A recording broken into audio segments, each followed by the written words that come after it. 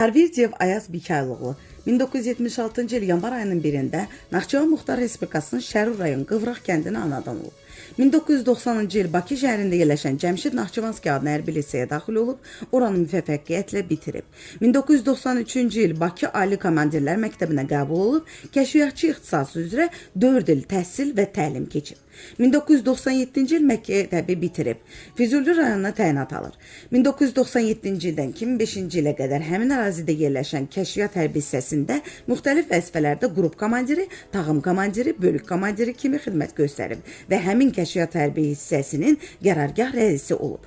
2005-ci ildə müvafiq əmrə əsasən Füzuli bölgəsində yerləşən İnsalı hərbi hissəyə köçürülüb, 2007-ci ilə qədər həmin hərbi hissədə xidmət edib.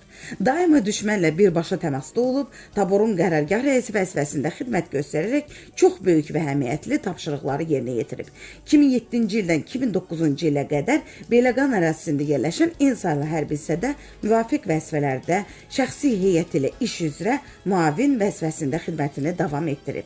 2010-cu ildən 2014-cü ilə qədər Tovuz rayonunda yerləşən İnsalı hərbi hissədə dövlətinə, millətinə, xalqına layiqli şəkildə xidmətini davam etdirmiş. 2014-cü ildə Müdafiə Nazirliyinin əmrinə əsasən ehtiyata buraxılıb.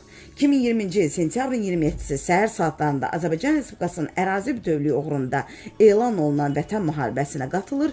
Goranboy Naftalan ərazilərində yerləşən İnsalı hərbi hissədə tabor komandirinin müavini kimi şərəfli döyüş yolu keçib.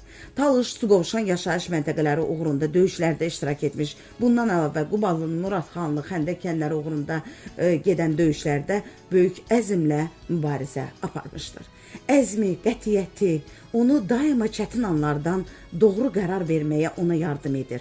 Döyüş yolu Talış, Suqovuşan yüksəklikləri uğrunda Altınbaq meşəsi, Ağuculuq istiqamətində olmuşdur.